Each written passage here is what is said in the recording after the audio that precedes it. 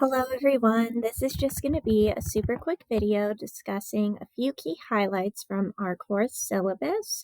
The course syllabus has some of the key information you need to succeed in the course, such as our course section number, my name and information, the current office hours for the semester, which are held on Microsoft Teams.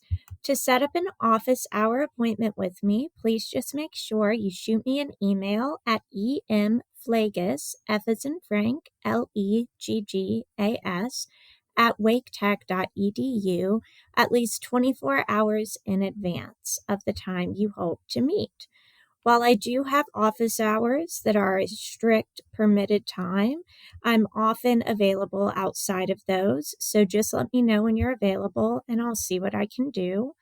The course is worth 3 credit hours, and what you'll see throughout the course of the semester is that I'm going to link our student learning outcomes, which you see highlighted here, right? These outcomes to each week in the course, and I will try to let us know how and in what way we are honoring those student learning outcomes at that stage in the course, as well as how those student learning outcomes relate to ones prior. What you'll see as well is that there are some information, or is some information rather, on communication and the way that you should be able to take part in classroom activities by way of written assignments. So you can look through that. There is a grading breakdown a little bit later in this document, so we'll look at that in just a moment and know that I know I'm kind of speeding through this, but that's just because I know we can read, so feel free to read through this slower at your own time. Again, I'm just giving you some key highlights. Another would be, before I get into the grading breakdown, the attendance policy. Attendance is always going to be documented for this course. If it's an online course, attendance is documented by way of attendance assignments, whereas, of course, seated courses that are live are documented attendance if you attend or not. Attendance is recorded that way. There is an academic integrity statement on the syllabus. Please just look this over and make sure that everything you turn in is your most authentic work and that it is not plagiarized. We will be sure as well to do quite a bit of collaborative work, which will give you a chance to build off of one another's ideas. Of course, not copy, but build off of their ideas. There is a statement here on student pronouns. So if there is a pronoun that you go by that might be different than what I can see in your classroom information on self-serve or Blackboard, please let me know. I would love to honor you by the correct pronoun that you identify with. When you look at the grading breakdown of the syllabus, one thing that I wanted you to keep in mind is that we've got 3 major projects.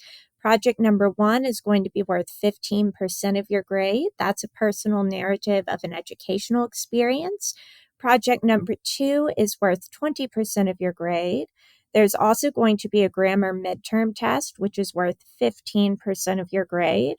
Project number 3 is worth 25% of your grade. That's a research project on effects, the effects of a topic of your choice.